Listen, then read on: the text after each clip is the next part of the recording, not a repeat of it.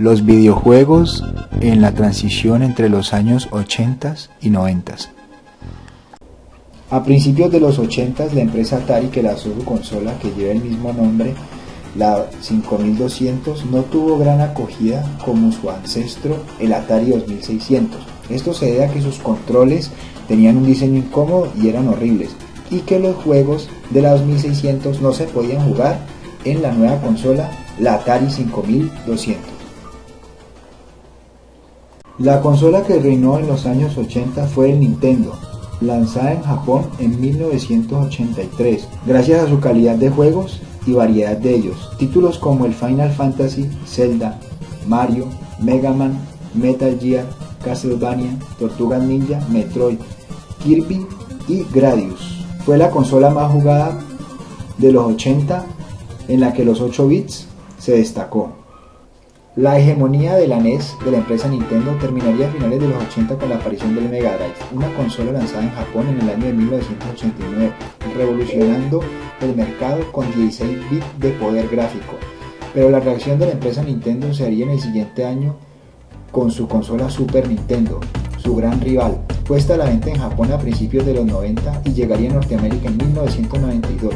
La reaparición de sus títulos clásicos hizo de ella la mejor consola de 16 bits para la humanidad.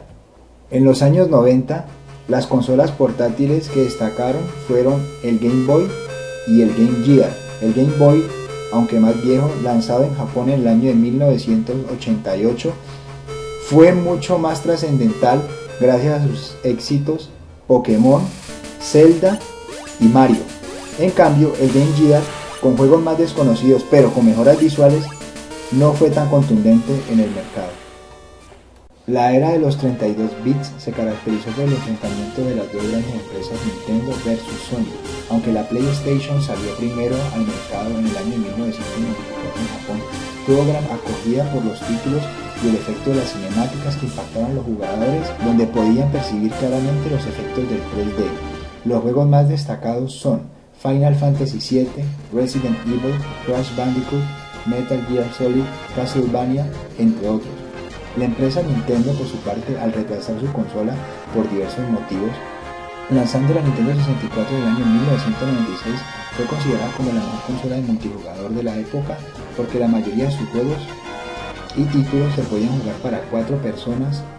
Entre ellos están Mario Kart, GoldenEye 007, Super Smash Bros., Mario Party y Perfect Dark.